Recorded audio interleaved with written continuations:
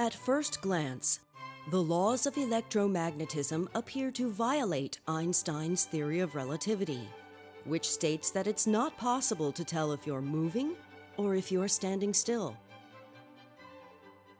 According to Maxwell's laws of electromagnetism, two particles with the same charge moving in the same direction will exert an attractive magnetic force on each other. This occurs only for moving charged particles and not for stationary charged particles. From Sarah's point of view, the two charged particles are moving, and they will exert an attractive magnetic force on each other.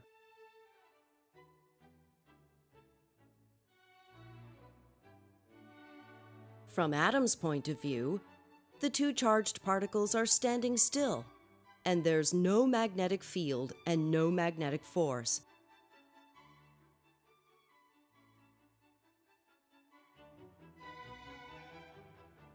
How is it possible to reconcile the two views?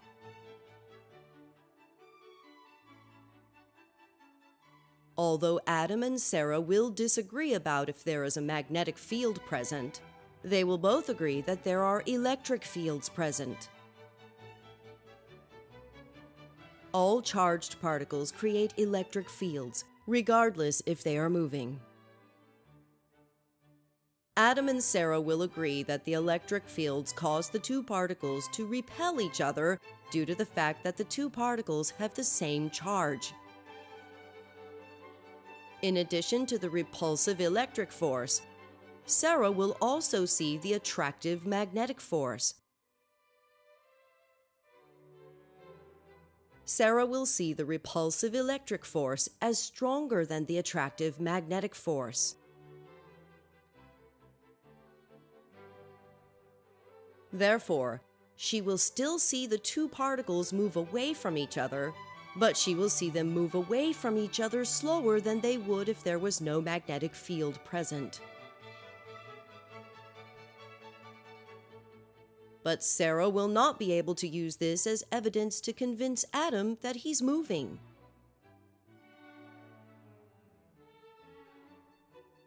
This is because Sarah will see Adam's clock running slower than her own.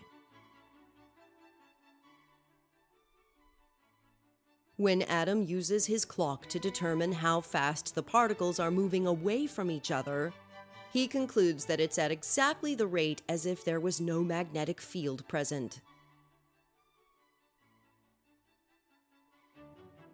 Hence, all of Adam's observations remain consistent with his belief that there is no magnetic field present and his belief that he is standing still. Einstein's theory of relativity has therefore not been violated. But let's try to violate Einstein's theory of relativity in a slightly more clever way by introducing gravity into the picture. Suppose we prepare two charged spheres such that their electric repulsion is exactly balanced by their gravitational attraction. Adam will see that the forces are balanced and that the distance between the two spheres is neither increasing nor decreasing. As a result, Sarah must also see that the distance between the two spheres is neither increasing nor decreasing.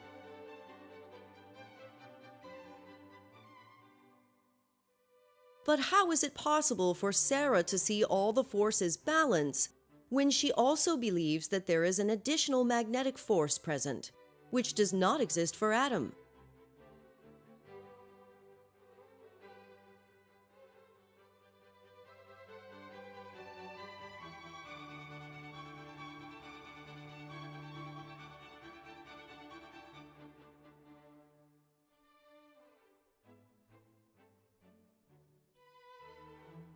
The answer is that there is a magnetic analogy to gravity.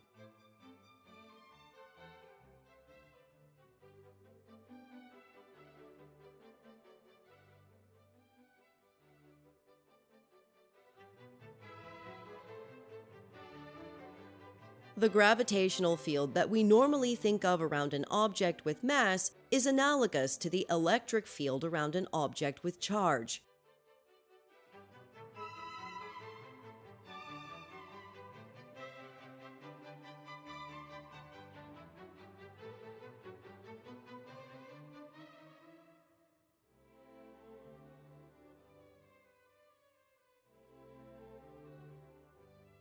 We can also think of a new type of gravitational field created by a moving mass that is analogous to the magnetic field created by a moving charge.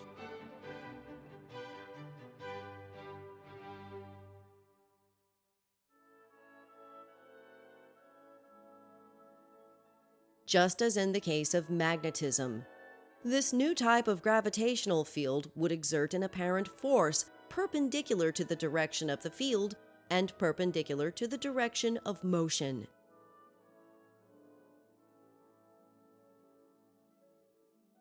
Just as in the case of magnetism, this new type of gravitational field would exert an apparent force perpendicular to the direction of the field and perpendicular to the direction of motion.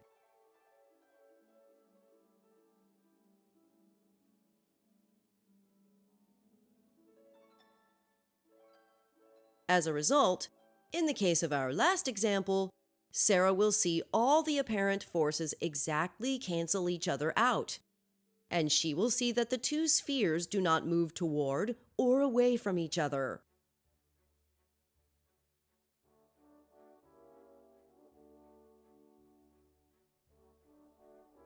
Adam and Sarah will disagree about whether or not this new type of gravitational field is present, just as they will disagree about whether or not there is a magnetic field present. But this is okay, since we can't actually observe these fields directly, but only their effects on objects. When observing the behavior of objects, there is no way for Adam and Sarah to determine which of them is moving and which of them is standing still. If all the objects are moving slowly relative to the speed of light and all the gravitational fields are weak, then the effects of gravity can be approximated by equations very similar to Maxwell's equations for electromagnetism. Just as the strength of the electric field around an object depends on the amount of charge inside, the strength of the traditional gravitational field around an object depends on the amount of mass inside. But the traditional gravitational field points towards the object, so that whereas two objects with positive charge will repel each other, two objects with positive mass will attract each other. Just as magnetic fields are produced by moving charges, the new type of gravitational fields are produced by moving masses in the same way, but with the direction of the fields for positive charges reversed from the direction for positive masses.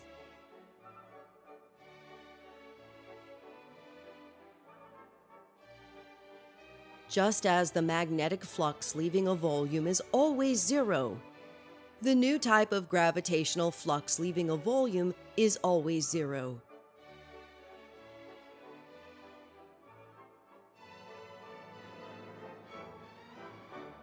When the two types of gravitational fields change with time, they induce each other in exactly the same way as changing electric and magnetic fields induce each other.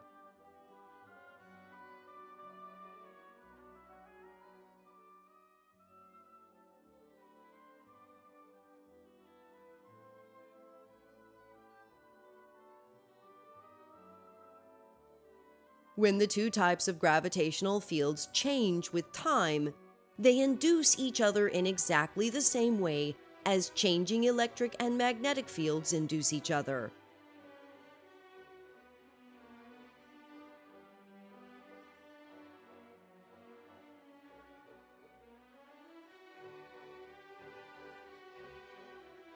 This representation of gravity gives predictions that are only an approximation to Einstein's field equations. And this approximation remains valid only in cases where there are no strong gravitational fields present and all the objects are moving slowly relative to the speed of light. On the other hand, Maxwell's equations for electromagnetism remain valid at any speed, but we need to take into account the relativistic effects, such as length contraction.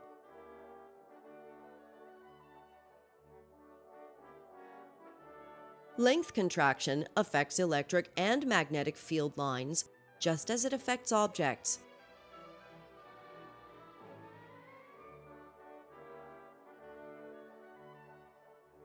When Sarah thinks that field lines are closer together, she will also think that there is a stronger field.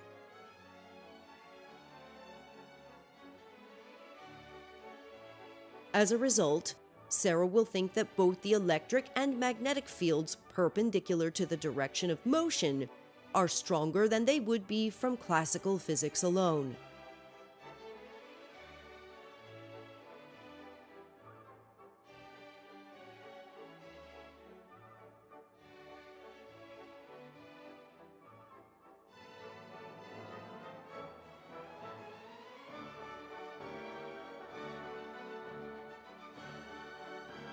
Another relativistic effect is that as an object approaches the speed of light, a force on it will produce a smaller acceleration than it would in classical physics.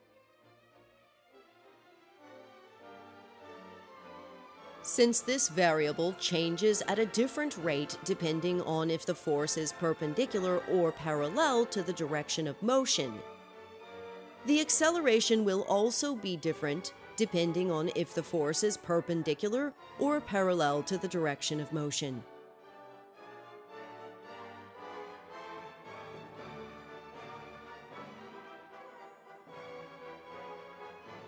The end result of all these effects added together is that it's never possible for Adam and Sarah to determine which of them is moving and which of them is standing still.